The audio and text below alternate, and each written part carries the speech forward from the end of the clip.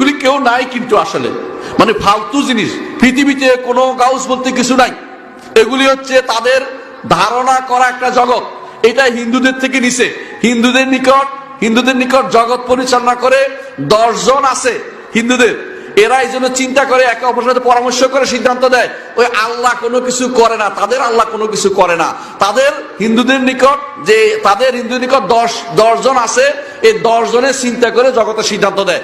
এদের থেকে মুসলিমরা এখন পর্যন্ত মুসলিম হতে পারে নাই। নিয়ে নিছে কি, যে ওলি আল্লাহ এখনো এরা সিদ্ধান্ত যেটা দেয় সেটাই জগতে হয়। শুনেন না, কয়দিন আগে একজন ওয়াজ করছে কিরকম, অমুক হুজুরে তিনি রাতের বেলা কোথায় চলে যান, তার খাদেম সাহেব খুঁজে পাচ্ছে না। দেখছেন না, শুনেন নাই? এরপরে একদিন দেখলেন যে কিরে কই যায় হুজুরে, হুজুরও ধরতে গেছে, হুজুর হাঁটতে গেছে, পিছন থেকে হুজুর চলে যাচ্ছে ওদিকে, দ্রুত হাঁটতে গেছে, আটকে গেছে। পর হুজুর আপনি তো চলে গেলেন, আমি তো দেখি নাই। বলছে আফ্রিকার জঙ্গলে আমাদের বৈঠক হয়েছিল। জানো আর মিথ্যা কথা বলছে, আফ্রিকার জঙ্গলও কিছু নাই। ও জঙ্গলে যায় কেন? আফ্রিকার জঙ্গলে যাবে কেন? মানুষদের হেদায়েতের জন্য কাজ করবে হুজুর। আফ্রিকার জঙ্গলে ওই কুতুবের মিটিং করতে গেছিল। এগুলি হচ্ছে জানোয়ার এবং সবচেয়ে নিকৃষ্টতম মুশরিক। এই শিরিককারীগুলি মনে করবেন জগৎ মনে করতেছে তাদের খেলার সামগ্রী মনে করতেছে। এই হুজুর এইগুলি থেকে সাবধান থাকবেন আপনারা। আল্লাহর ওয়াস্তে এদের কোনো কথা শুনবেন না।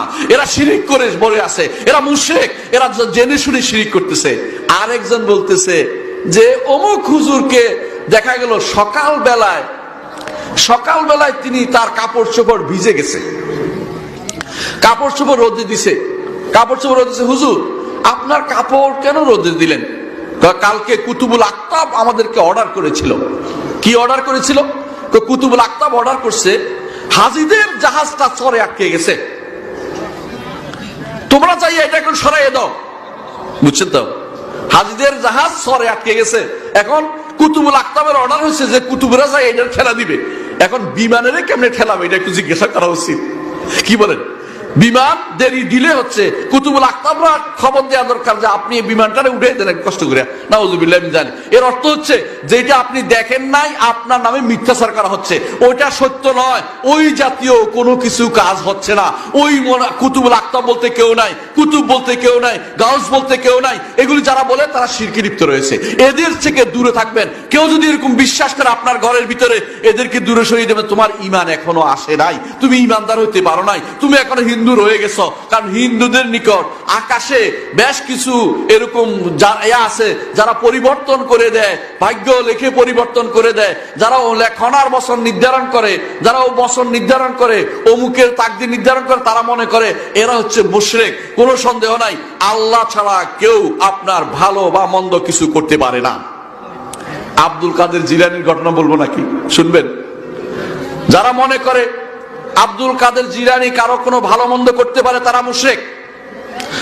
যারা মনে করে আব্দুল কাদের জিলানীর ক্ষমতা ছিল তারা মুশরিক মনে করবেন। আমি একটা বইতে পড়েছি, আশ্চর্য হয়েছি।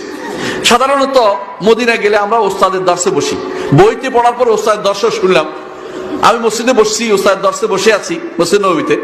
এমন সময় দেখলাম আমাদের শেখ মোহাম্মদ বিন সালেহ বিন সাদ আস-সুহাইমি, মসজিদ নববীর উস্তাদ, এখনো জীবিত আছেন। উনি একটা আলোচনা করতেছেন, আমার খুব মজা লাগলো, শুনি দেখি না কি হয়। বলতেছে আব্দুল কাদের জিলানীর একদিন বসে আছে। এখন ওরা বলতেছে, এটা ওদের ঘটনা উনি উল্লেখ করতেছে, বেদাতীদের।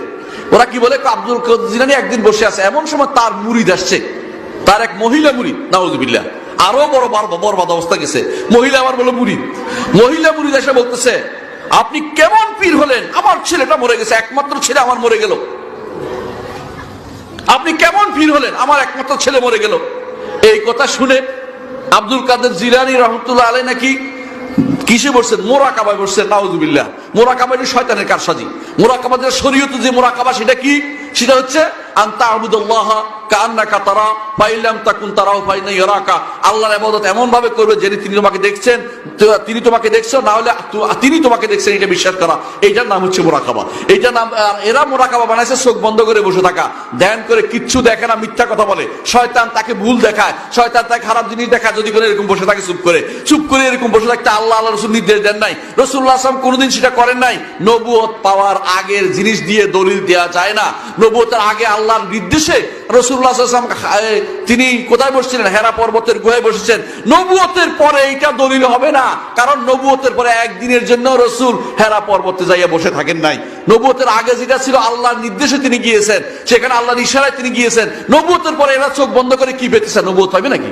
নাউযুবিল্লাহ। তাহলে মুরাকাবা বলতে আসলে কিছু নাই। তো ওরা কিন্তু বানাচ্ছে, কে আব্দুল কাদের জিলানী নামে মিথ্যাচার করতেছে।